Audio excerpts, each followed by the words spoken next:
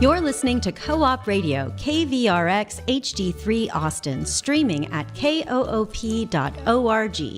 Radio for people, not for profit. This is Volumes, the Austin Public Library radio show.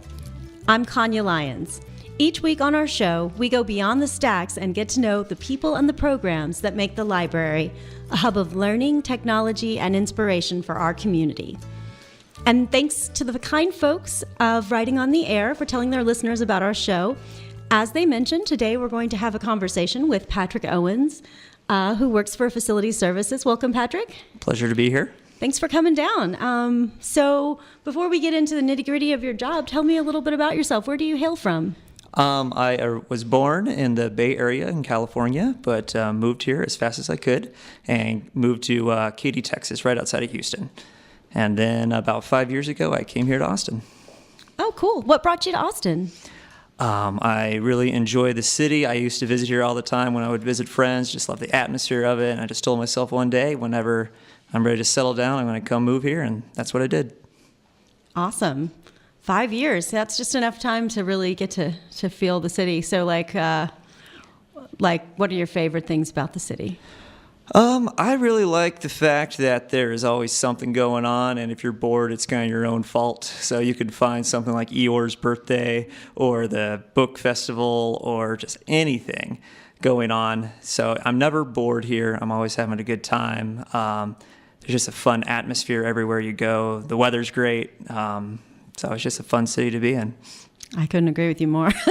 So how did you wind up working at the Austin Public Library, and how long have you been here? I worked at a library when I was in college. I worked there for a year. I just sorted books and put them back on the shelves, and very calming and relaxing for me. And I kind of always just kept it an option for me that maybe I would like to go back and work for a library system one day.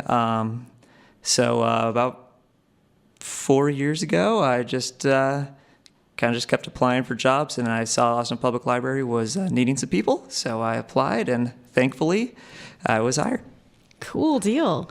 So Facility Services, that's a very daunting title. It sounds like something out of that movie Brazil. But what do y'all do over there? Over my head. It's all right. It's an old movie. It was kind of a futuristic, apocalyptic vision of bureaucracy. I don't know. Okay. So what do I do there? Uh-huh. I do deliveries for the library. I do deliveries for Spicewood and Millwood branches. So pretty much, I don't know if most of our patrons know this, but if you want a book that's not available at your branch and it's at another branch, you do not need to drive over and go get it. You can just place a hold on it, and if you can wait 1 to 3 business days, we will get that book to you. So you place a hold for the book at the other library. The librarian's there, take it aside, put it away, and then the very next morning we come in. We're like little book fairies. We come in, we pick up the books, and then drive to our next stop, pick up those books, and then we take them back to this warehouse where we sort them all out to where they need to go.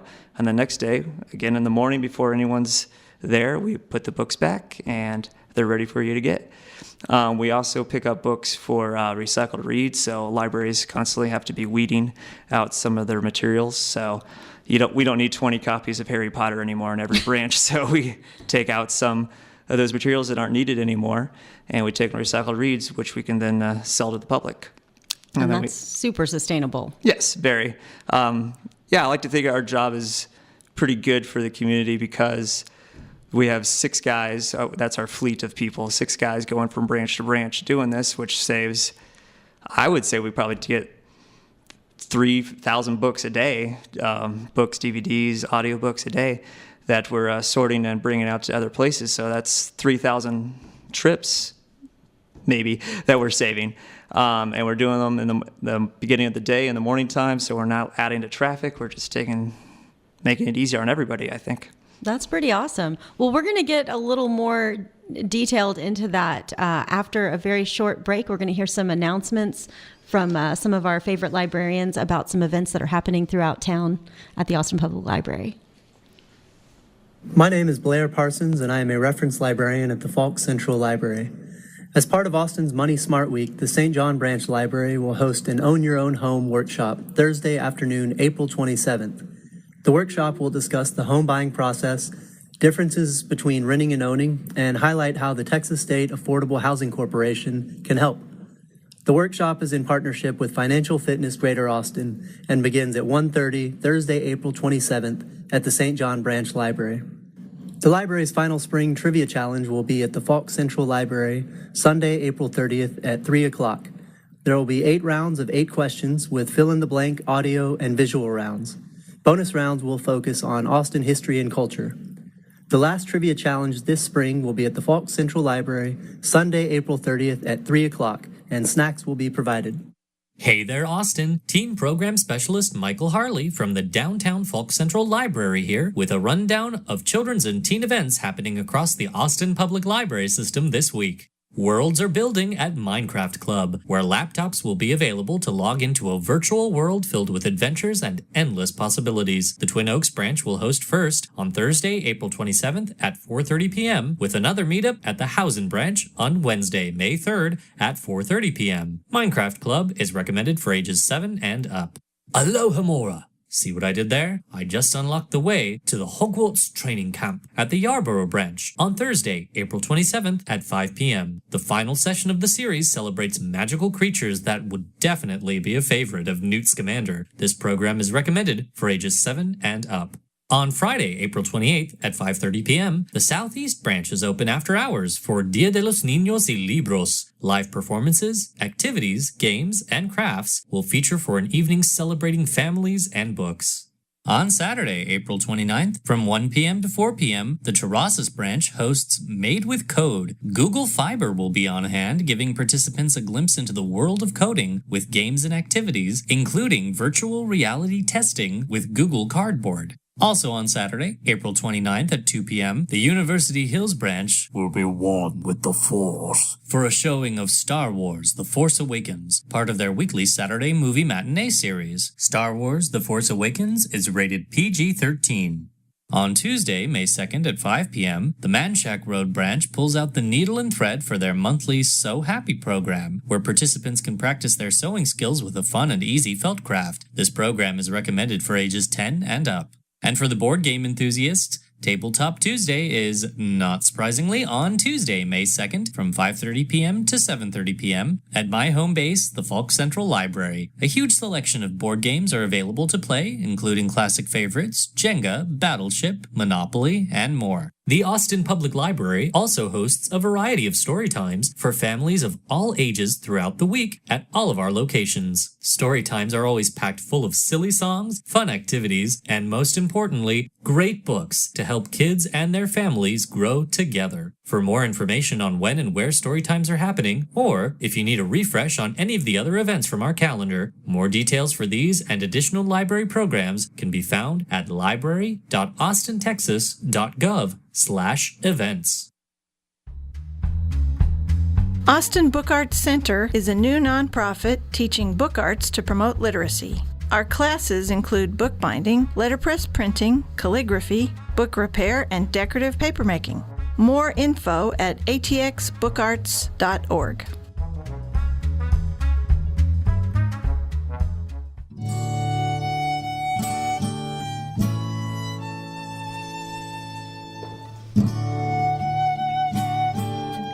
This is Volumes, the Austin Public Library radio show, and we are back in the studio to continue our discussion with Patrick Owens about facility services and kind of the behind the scenes of the library.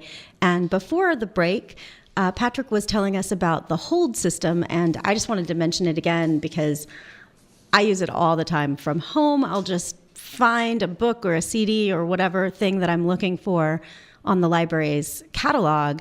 And if it's not available at the location that I use most frequently, which happens to be the downtown library, I will find out where it is, put a hold on it, and within 1 to 3 days, it just magically appears. Just but magic. Apparently it's not magic. Apparently Patrick and these other facilities guys You are can call working me a very magician hard if you behind want. the scenes to make this happen. Scurrying early in the morning and saving me lots of driving and all the Austin people that use the library, lots of time and saving the environment, all these things by, Yeah, it's I'm very honored to do it. I think it's a cool thing to do, and it is my pleasure.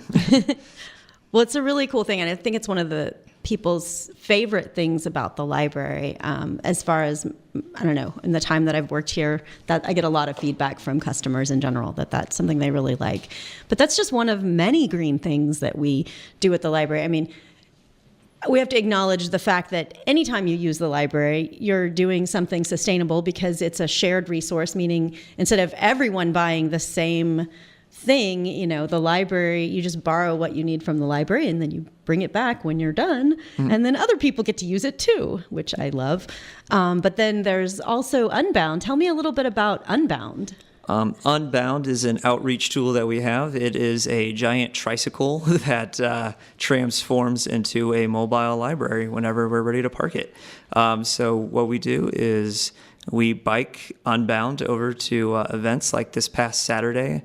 I was involved in the Earth Day Festival at Houston-Tilliston University, and we just took some books and we took some swag to hand out to people, and we set up shop there. And I mainly was there to just remind people that the library is here and it is here for you guys to use, and to also to inform people about the virtual library that we have and how you can check out books online on your Kindle or on your smartphone, and you can check out CDs and movies and whatnot, another sustainable way of using the library.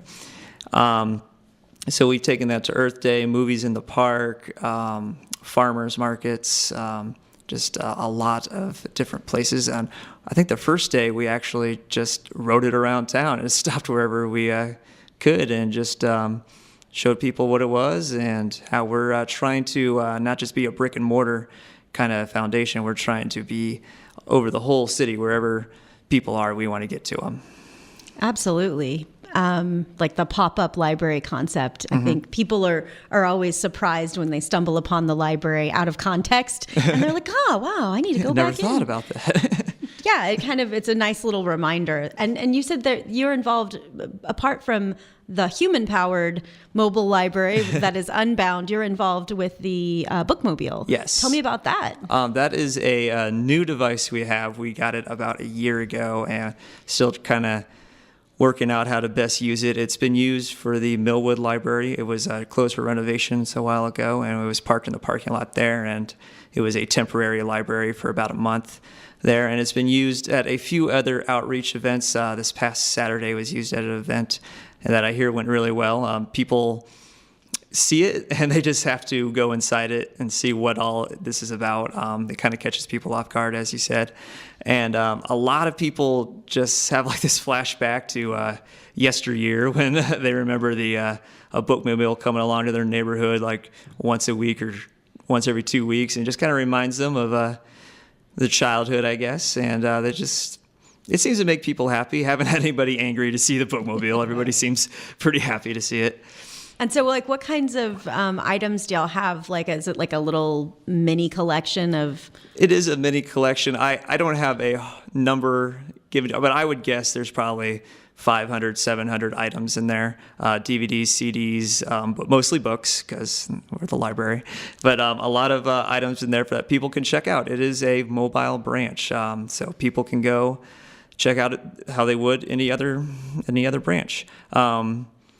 So yeah, if you see it, check it out. A lot of the traffic we've gotten has been to get out of the heat or to get out of the wind or the cold, which is a good way of getting people to see what the library is all about. And it's also just a good way to remind people to sign up for a library card, and so they can check out the books in there. We've had a lot of people the day of that they see Unbound or they see the bookmobile sign up for the library card so they can get involved in the community with the library. Oh, that's really cool. Yeah, we hadn't mentioned that yet, but that's a big part of what y'all do at these outreach events is, people that maybe don't have a recent library card or haven't renewed it or have just moved here and don't have one yet, kind of remind them, hey, the library's still relevant. We still have all these cool things. Mm-hmm. And I think it's something that people, need to be reminded of. Yeah. Yeah, even though I was interested in working for a library, I don't know why it didn't dawn on me that I could get a library card. And it's so it's just, I think it's something people forget about that. Yeah, libraries are cool, and I should be a part of them because we're not just a bunch of books on a shelf anymore. We're obviously books. We're also media as well, and we also have cool events that you can go to. And it's an awesome part of your community that you're missing out if you're not going to any of it. I couldn't agree more. It's really a community center that brings us all together. And, speaking of all the exciting things that the library does. So when I was a kid, we had the summer reading program, and, you'd read a certain amount of books, and then maybe you'd, get a little coloring book or something at the end, a little prize of some sort. And so now for the last, more than a decade, we have the adult summer reading program, which is a little bit different every year, but it usually consists of a bunch of programs, meaning events at the library. Sometimes there's authors, sometimes there are art activities, crafts, live music, movies. I mean, it's just any number of exciting and fun things. And you were telling me earlier that you are on the adult programming committee, which is does some of the behind the scenes planning for the adult summer reading program. Yes. And you guys are planning something for starting in June, maybe? What are you planning for? I am working on a adult story hour. It is the adult planning committee, and so we do events for ages 17 and up, and so I am working on an adult story hour for people that want to come over and tell a 5-minute story. It could be funny, it could be serious, you can read it from a script, you can tell it from the top of your head. So we just want to give people a chance to share a talent they think they have, or to try it out to see if it's something that they'd be comfortable with. And we also want to give people an opportunity to come and listen to 10 to 12 good stories from people in their community. Oh, that sounds really fun. And y'all are doing multiple events throughout the summer, so if people miss it at one location, they'll have another opportunity to participate or to listen somewhere else. How many are y'all doing total? For that program, we're doing 4. And then the summer reading program itself, the adult summer reading program, is like a 3-month affair. It's like June, July, August. It's all summer. All summer long. Well, in Texas, summer's like 6 months sometimes. It's 10 months. But so we have a 3-month summer reading program. And so it's not just about encouraging adults to read lots of books, which of course they should. That is not a prerequisite. But it's also just, come check out where people are encouraged to participate and check out what's happening at these events. And information and details about the library's summer reading program are available at austonsummerreading.org. And that will link to the adult and the youth summer reading program. So it's not just for kids anymore. There's lots of fun stuff for everybody. Adults can have fun too. I'm interested in that storytelling event. Come on out. So which locations are y'all going to host that at? That is going to be at Spicewood Springs, Okay, so we got a Recycled Reeds. north and a north central. Yeah, a Pleasant Hill. South. And Carver. East and central. Perfect. So you got kind of all the different parts of town. Sounds awesome. Cool. Well, is there anything else that you would like to share about your experience here at the library, like a moment, a funny story, or like a little anecdote, or anything that comes to mind? Oh man, you're putting me on the spot. Oh, well, then never mind. We'll moving along.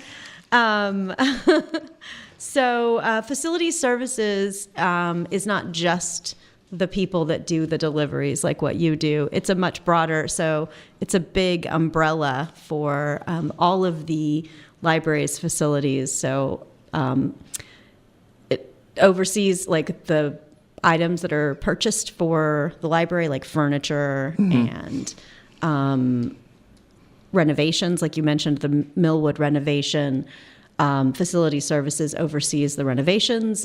Facility Services has been very involved in the new Central Library and kind of getting everything really set for the library. What other kinds of things do you guys do? I know y'all used to do the build a backpack thing, but I think that the library is less involved with that now. I think we're putting that on pause this year because of the move that we're going to be doing for New Central. Gotcha. At least that's what I hear.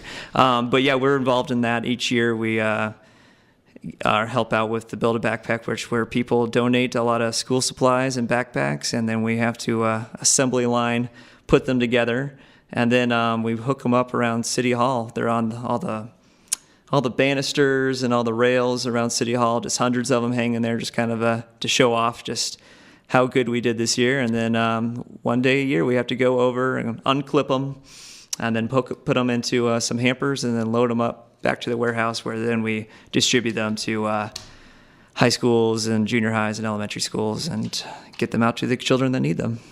That's really cool. So this is all the city departments actually donate items to go into these backpacks and, Yes. and all these different school supplies that some children need, but maybe their family doesn't have the money right at that moment to get everything ready. And so these backpacks are put together, taking donations from city employees, and then the library, our wonderful delivery folks, scurry them around to all these different schools.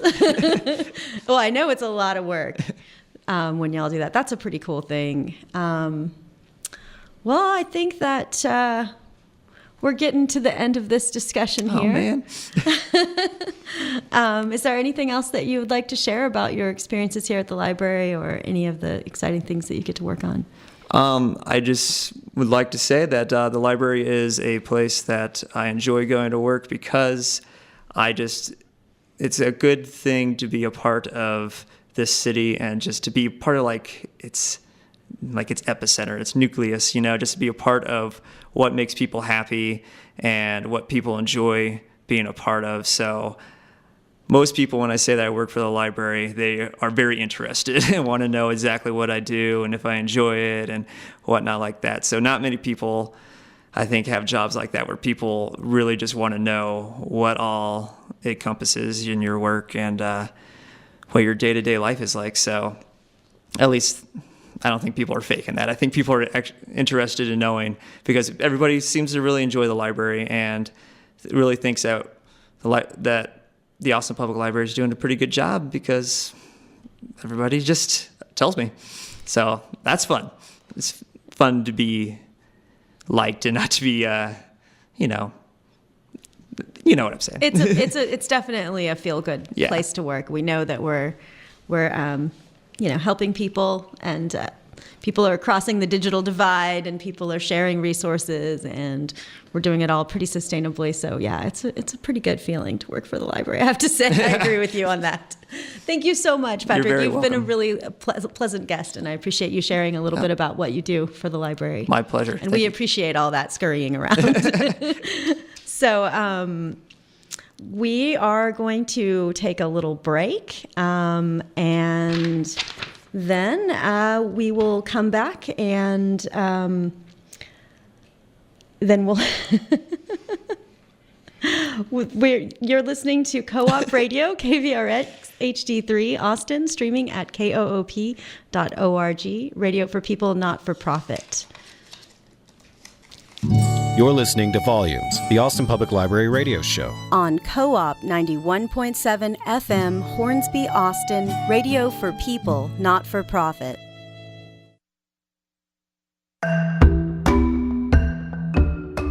Support comes from Austin Community College, hosting the 2017 Vision and Voice Award reception, Friday, April 28th at 6 p.m. at the ACC Eastview campus.